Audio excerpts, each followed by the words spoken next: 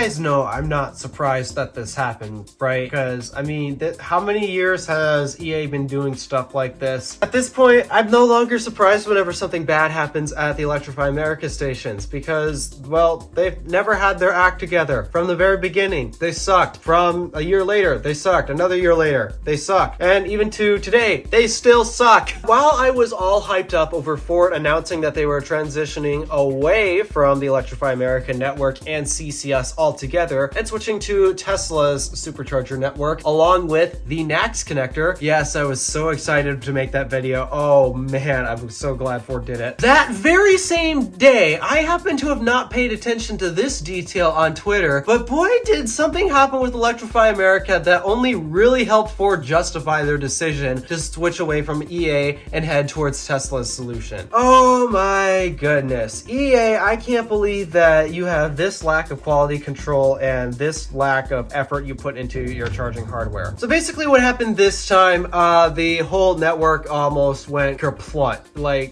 it really dropped the ball in terms of the app. The app basically shut down half of the chargers, and yes, I'm talking about the EA app that you download on your phones. What was happening was, you didn't see all that much of it happening on the eastern side of the United States. It's the western side you saw more of it. Like, at least half of the chargers in the western US basically were marked as unavailable. You could not activate it through the app. Stations are down. And then the stations that still had chargers available, I don't know how it's possible, but they only had one station available, like none in use, just one available. The rest are all down, including Electrify America's flagship charging site, Baker, California. Most chargers at any EA station I at least know today, 1 of 12 stalls available. And I don't even think it was their BTC 350 unit. I'm pretty sure it was only a 150 unit. Oh my goodness. EA, how did you screw up this bad? And you might be thinking, okay, well, the app doesn't work, but EA offers credit card readers. Yeah, those all went down too. Like, EA is terrible when it comes to not only just selecting their credit card readers, they actually pick a very bad vendor to select their credit card readers from. They're typically always down, and you're typically lucky if the credit card reader is actually functional. Most of the time, it's not. You basically can never rely on a credit card reader. If you happen to have an EA station local to you and the credit card reader works, you are so lucky because typically it never works. So, okay, app's down, so we can't use the app for payment. Credit card readers are typically down, so can't use those for payment. What about plug-in charge? Okay, let me think about how many electric cars are on the market that currently have plug-in charge. We've got Porsche Taycan, Ford Mustang Mach-E, Ford F-150 Lightning, Lucid Air. So basically, if you had one of those 4 cars, and I don't even know if this would have worked either, but plug-in charge, I have no idea if that went down or not, but something tells me if you couldn't pay via the app, nor be able to pay via a credit card reader, something tells me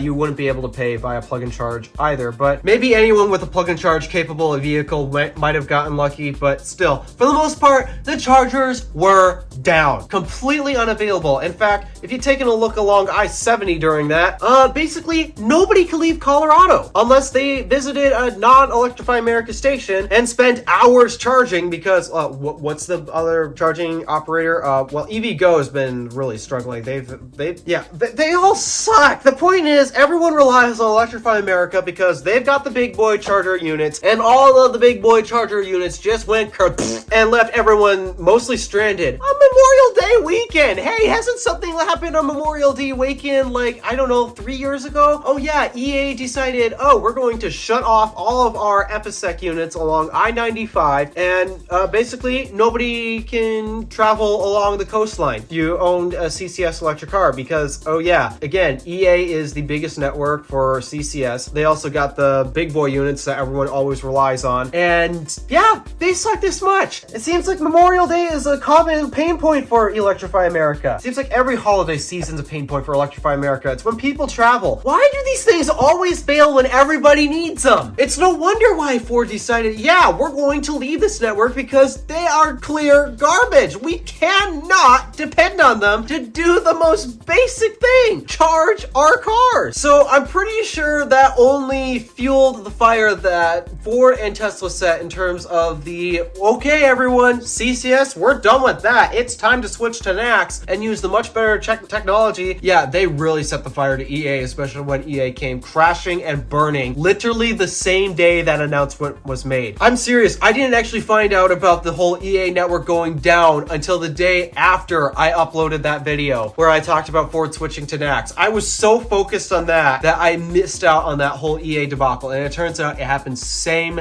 day. So this is why I keep asking people, why are you buying these cars when you clearly cannot rely on the charging networks that they are relying on? They are literally going to strand you, most likely, especially when applications down. So we can't activate these things all of a sudden. I don't know why you guys still buy electric cars that rely on this network. It's a big mistake. I mean, sure, if you charge at home, which you're supposed to do anyways, maybe it's not that big of an issue, but still, why does it have to be this hard to road trip an electric car? It shouldn't have to be. Tesla has proven it does not have to be. And Ford has even agreed it does not have to be this difficult. So something tells me now that this whole bandwagon of ditching CCS has finally started with a legacy automaker, that was the biggest thing that I did not expect. It's Legacy Auto that did this, not another EV startup. A legacy auto company has agreed CCS sucks. We have to get as far away from this as possible. I think it's only a matter of time before everyone else starts to realize, you know what? Yeah, we probably should go in the direction Ford's going. I think the reason why others haven't announced it yet is because at the moment they've got contracts with Electrify America. Ford came a little earlier to the EV game compared to most, but other brands like Hyundai and Kia, the EG&P platform, along with maybe, well, okay, Volkswagen is the owner of Electrify America, so I can understand why they wouldn't switch. But the point is, I think the reason why not many others have actually announced contracts yet is because Ford was one of the first people to actually get on the bandwagon, and so because of that, they got their contracts earlier than everyone else, and something tells me it expired earlier than everyone else's. So maybe everyone has not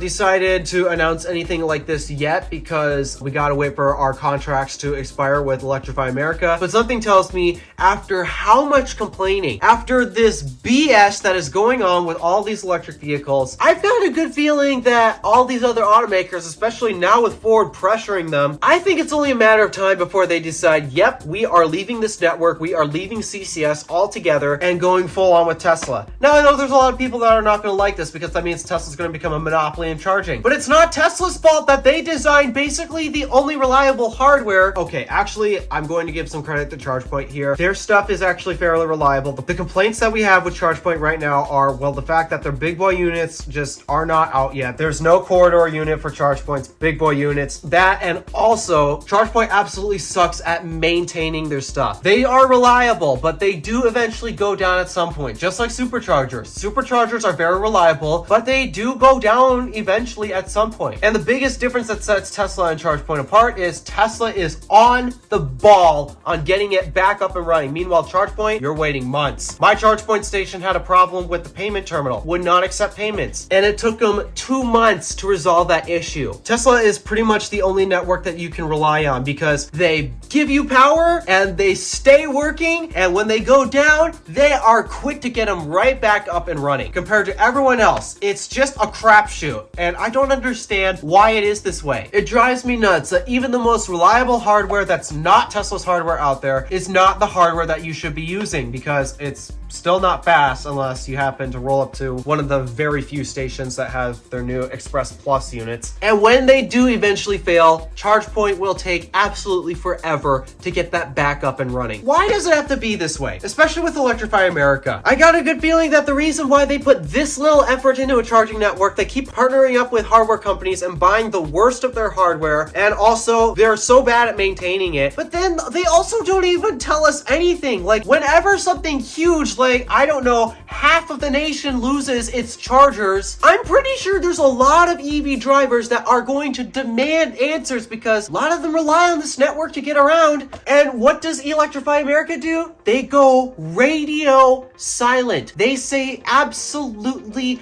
nothing. Which to basically every EV driver out there, that shows that they don't care. Especially when, I believe the Signet Surge is still going. I'm seeing more rate your charges where Signets are actually starting to deliver okay-ish power, but they're still not up to snuff. But to my knowledge, the Signet Surge is still an ongoing issue. I think the reason why that they put this little care and effort into their network is because they were basically forced to. In case you guys forgot, Electrify America was founded all because of Dieselgate, which is basically a punishment. It was founded based on a punishment. And you think, okay, well, maybe they'd actually learn their lesson and really want to apologize to us by delivering such a great experience. Except evidently they don't. They are doing it just to adhere to their punishment that they need to absolutely rectify, and that's basically it. They are doing the bare minimum just to get by with this punishment. Install hardware that's capable, but anything other than that, it doesn't have to be reliable. It doesn't have to be working all the time. They just have to put out capable chargers. It doesn't matter how well they work. It's just they have to be able to boost up to 350 kilowatts or whatever the heck. Then yeah, the point is Electrify America is basically only doing the bare minimum to satisfy the punishment that they were given. And this is sad. This is what you guys are experiencing. You are experiencing people who are actually just trying to adhere to a punishment that they have to go through. And as a result, you're getting punished in the exact same way. You're showing up to networks that they honestly don't care about. Meanwhile, Tesla on the other hand, the door's wide open. NACS is available. I actually have a CAD file downloaded on my laptop, so if I wanted to make a NACS connector myself or any NACS vehicle, I can. I have the CAD models to do it. I think that's enough from Electrify America today because, again, we all know they suck. They've sucked for years and they're going to continue to suck. Like,